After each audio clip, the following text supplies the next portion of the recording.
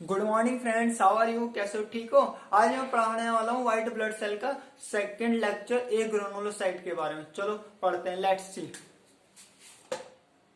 White blood cell, और इसे leucocyte भी कहते हैं। क्या कहते हैं? ल्यूकोसाइट। लास्ट लेक्चर में मैंने बता दिया था टू टाइप्स के होते हैं ये। एक तो ग्रेनुलोसाइट होता है और दूसरा ए ग्रेनुलोसाइट होता है। दूसरा कैसा होता है? ए ग्रेनुलोसाइट। सही है। मैंने ग्रेनुलोसाइट के बारे में आपको बता दिया था क्या क्या होता है। न्यूट्रोफिल्स होता है, न्यूट्रोफिल्स और बेसोफिल्स। इसका नाम एक और है, मास्ट सेल, प्लाज्मा सेल, और तीसरा क्या बताया था? इयोसिनोफिल्स। और इसके दो पार्ट मैंने करा दिए थे, मोनोसाइट और लिम्फोसाइट।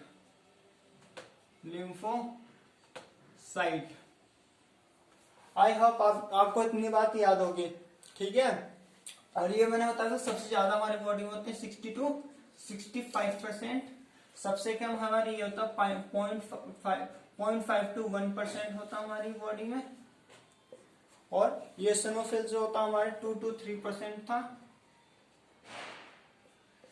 और लिम्फोसाइड मैंने बता दिया था 20 to 25% था। कितना था? 20 to 25%।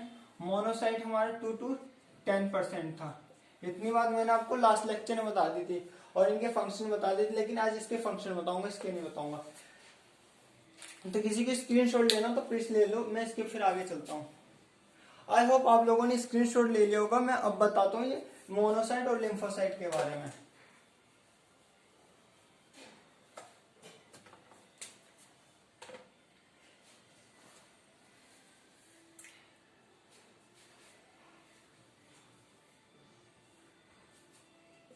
मोनोसाइट कैसा होता है? ये भी फैगोसिटिक नेचर का होता है, फैगोसिटिक इन नेचर। इसका मतलब होता है ये फॉरेन पार्टिकल या एंटीजन को क्या कर देता है? ये डिस्ट्रॉय कर देता है, उन्हें मार देता। जैसे हमारी बॉडी में अगर बैक्टीरिया, पैथोजन का मतलब ही क्या होता है? हार्मफुल बैक्टीरिया, फंगी हो गया या वायरस हो गया, उनको खाकर क्या कर देता है? डिस्ट्रॉय कर देता है, खत्म कर देता है। इसका काम इतना होता है। और क्या होता है? Engulf bacteria and dead debris मतलब मरी हुई चीजें जो हमारे अंदर हार्मफुल होती है, उन्हें खा के क्या कर देता है? खत्म कर देता है। मोनोसाइट का ये काम होता है। दूसरा लिम्फोसाइट क्या करता है? ये दो टाइप के सेल रिलीज करता है। एक तो बी लिम्फोसाइट, ये भी बता दिया था लास्ट लेक्चर में मैंने। Lymphocyte and T lymphocyte. ये दे प्रोड्यूस एंटीबॉडीज प्रोड्यूस करता है। क्या करता है ये? एंटीबॉडीज प्रोड्यूस करता है। और कुछ बताऊंगा, इससे पहले आप स्क्रीनशॉट ले लो, नहीं तो बहुत ज्यादा घिचपिच हो जाएगी।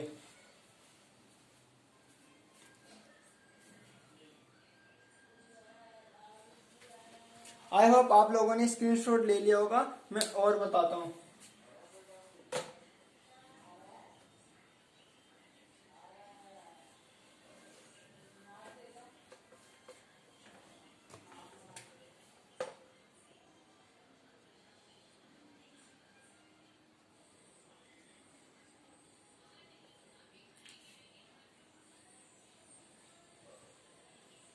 साइट आइए, मैंने बताया था ये जो होते हैं B lymphocyte and T lymphocyte. ये क्या प्रोड्यूस करता है? एंटीबॉडीज। मेनली तो ये प्रोड्यूस करता है, ये क्या करता है? इसकी हेल्प करता है, हेल्प टू प्रोड्यूस एंटीबॉडी। लेकिन प्रोड्यूस कौन करता है? B lymphocyte. They produce antibody against antigen. Antigen का मतलब क्या होता है? फॉरेन पार्टिकल, जो बैक्टीरिया पैथोजन हमारे अंदर घुस जाते हैं उसे एंटीजन कहते हैं। उसके खिलाफ क्या बनाता है? एंटीबॉडीज। कौन बनाता है? B lymphocyte. टी लिम्फोसाइट क्या करता है? इसकी मदद करता है बनवाने में, ये नहीं बनाता, बी लिम्फोसाइट बनाता है। ठीक है। और एंटीबॉडीज क्या होती है? एक ये हथियार होता है, जैसे हमारे घर किसी को मारने के लिए लकड़ी चाकू होता है, ऐसे हमारी बॉडी में एंटीजन या हार्मफुल लोगों के मारने के लिए ये हथियार होता है, वेपन होता है एंटीबॉडी। समझ गए? इतनी बात समझ आ गई। और किसी को स्क्रीनशॉट लेना तो प्लीज किसका स्क्रीनशॉट ले लो, फिर मैं आपको इसकी शेप के बारे में बता देता हूँ। आई होप आप लोगों ने स्क्रीनशॉट ले लिया होगा। अब मैं आगे चलता हूँ, शेप ऑफ के बारे में बताता हूँ। पहला है न्यूट्रोफिल्स। न्यूट्रोफिल्स को मैंने लास्ट लेक्चर में बताया था, ये फर्स्ट लाइन ऑफ डिफेंस होता है। कोई भी हमारे अंदर बैक्टीरिया एंटर करता है तो सबसे पहले ये व्हाइट ब्लड सेल का होता है, एक्टिव होता है। ये इस टाइप का होता है, देखो।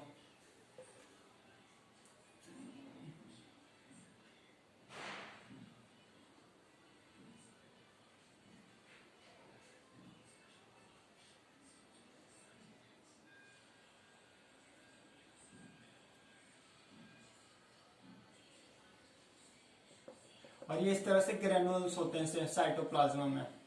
दूसरा क्या था? बेसोफिल्स। दूसरा क्या था हमारा? बेसोफिल्स। ये कुछ इस तरह से होता है।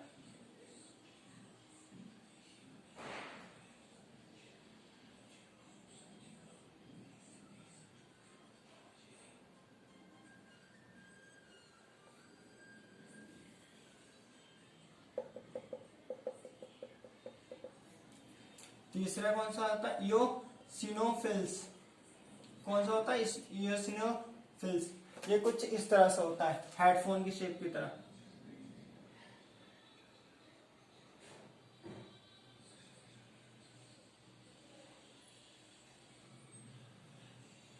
जय करो।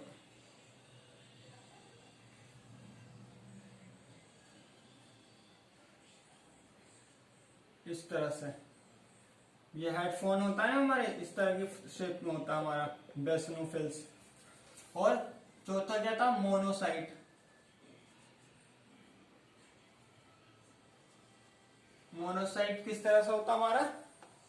ये बीम शेप का होता है। कैसा होता है? बीम शेप का, राजमा की शेप की तरह।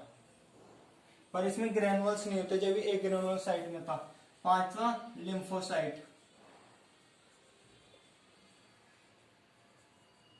लिम्फोसाइट सबसे इजी होता है बनाना हमारे, क्योंकि ये राउंड शेप का होता है। कैसा होता है? राउंड शेप का होता है। इस स्ट्रक्चर को हम कहते हैं 5 to 7 बाइलोब्ड शेप्ड। इसको कहते हैं हम 2 to 3 बाइलोब्ड। वो इसमें बाइलोब्ड स्ट्रक्चर भी होती है। इसमें होता 1 to 2 बाइलोब्ड।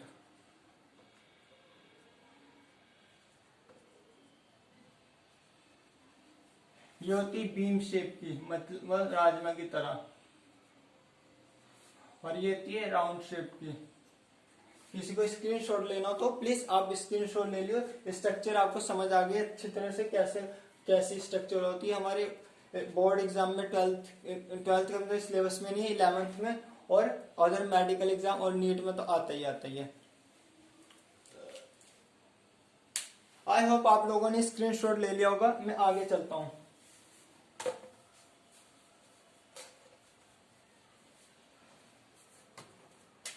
अब मैं व्हाइट ब्लड सेल के बारे में और बता दूं थोड़ा।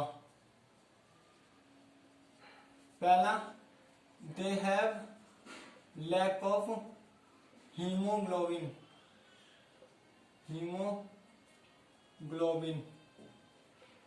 That is why it is look white in color.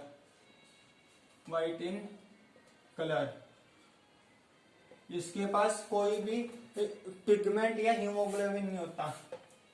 साथ में भी लिख लो पिगमेंट। कोई भी पिगमेंट या हीमोग्लोबिन नहीं होता जिसके कारण ये व्हाइट कलर का दिखता है।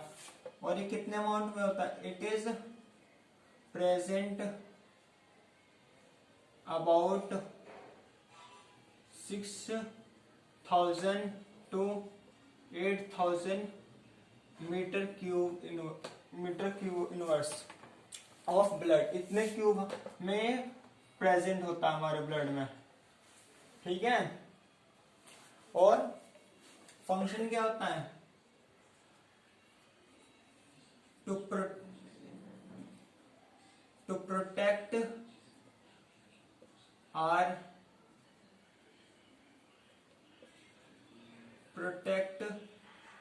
our body from diseases, to developed immune system,